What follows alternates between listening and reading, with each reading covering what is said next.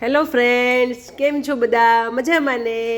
તો આજે આપણે બનાવવાની છે મૂળાના પાનની ભાજી. તો એના માટે લીધા છે આપણે તો આ મૂળાના પાન.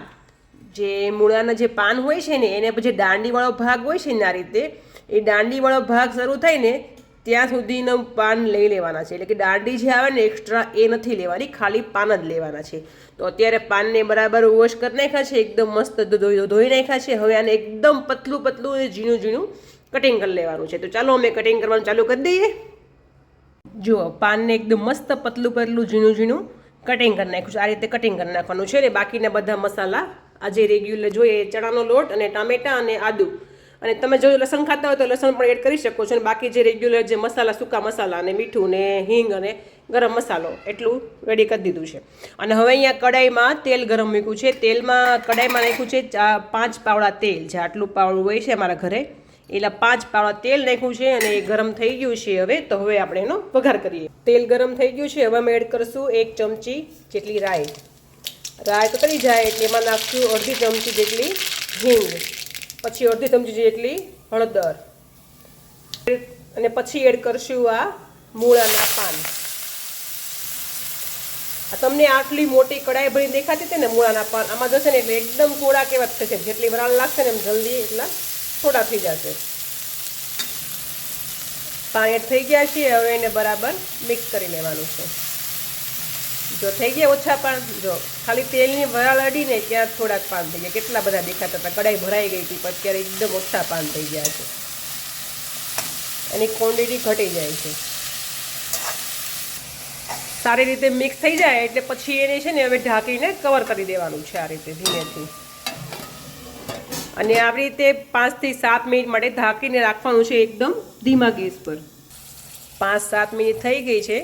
મૂળાના પાન છે જે જો 50% ચડી ગયું છે, તેલ થોડુંક બહાર છૂટી ગયું છે. હવે આમાં એડ કરી દઈશું આપણે આ 2 નાના ટમેટાના ટુકડા. જો તમે લસણ ખાતા હોય ને તો આ સ્ટેજ ઉપર તમે લસણ એકદમ ક્રશ કરીને પણ નાખી શકો છો. હવે આને બરાબર મિક્સ કરી દઈશું.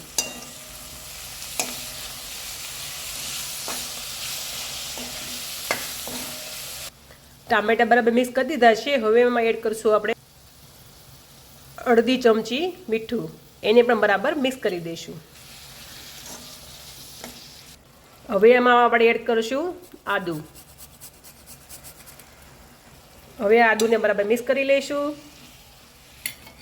આદુ અને ટમેટા બરાબર મિક્સ કરી દીધા છે. હવે ચડવા માટે અને 5 થી 7 મિનિટ માટે ઢાંકીને મૂકી દઈશું. કેમ કે મૂળાના પાન જે છે ને જો 50% ચડ્યા છે, 50% ચડવાના બાકી છે. તો આ રીતે ઢાંકીને પાછું 7 થી 8 મિનિટ માટે મૂકી દઈશું. એટલે ટામેટા અને મૂળાના પાન બંને એક હાથે પૂરેપૂરા ચડી જાય.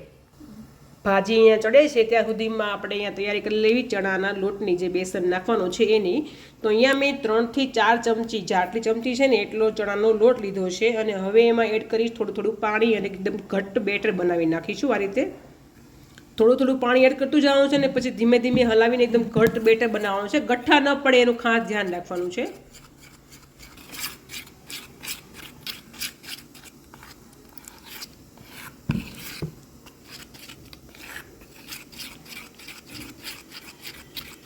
બેટરને છે ને આટલું પતલું બનાવી દેવાનું છે. આપણું તૈયાર થઈ ગયું બેટર. 7 થી 8 મિનિટ પછી જોયું, જો આપણે આ રીતે મસ્ત ટમેટા ચડી ગયા છે.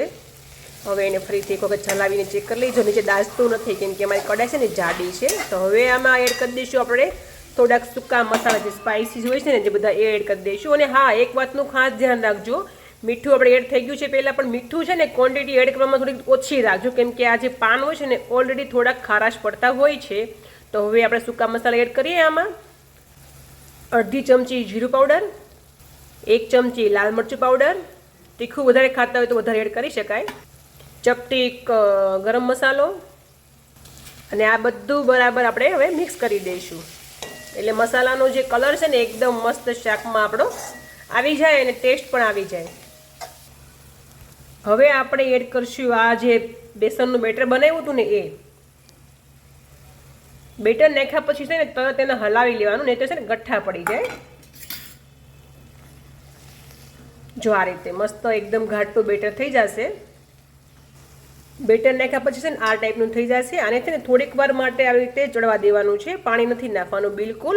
અને જે આ ઘાટું બની ગયું છે ને આ રીતે જેને ચડવા દેવાનું છે, પણ ઢાંકીને રાખવાનું છે 5 મિનિટ માટે. અને હા, એકદમ ધીમા તાપ ઉપર જ શાક પહેલેથી ચડે છે, એટલે એટલો ધીમો જ રાખજો. જે નીચે છે ને એ બેસી જશે, ચોટી જશે. જો બેસન એકદમ મસ્ત શેકાઈ ગયો છે. હવે એમાં આપણે એડ કરશું અડધો ગ્લાસ જેટલું પાણી.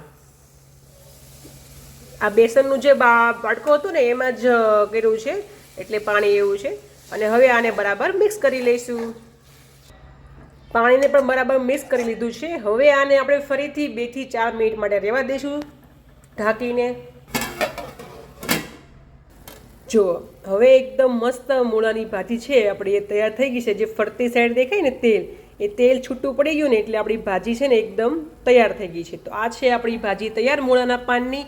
આને તમે જુવાર, બાજરી અથવા મકાઈના રોટલા સાથે અથવા તો ભાખરી સાથે તમે આને ખાઈ શકો છો. બહુ જ મસ્ત લાગે છે. તો ચલો આપણે થાળી તૈયાર કરી દઈએ. જો આ છે આપણી થાળી તૈયાર. મૂળાના પાનની ભાજી સાથે છે રાયતા મરચાં લીલા અને લાલ મેથિયા મરચાં, સાથે ઠંડી ઠંડી છાશ અને બાજરીનો રોટલો છે અને મકાઈનો રોટલો છે. તો આ છે આપણી થાળી તૈયાર. તો જો તમને અમારો આ વિડીયો ગમ્યો હોય મૂળાના પાનની ભાજીનો, તો અમારા વિડીયોને લાઇક કરજો, ચેનલને સબસ્ક્રાઈબ કરજો અને તમારા ફ્રેન્ડ સર્કલમાં આ વિડીયો શેર કરજો. Thank you for watching.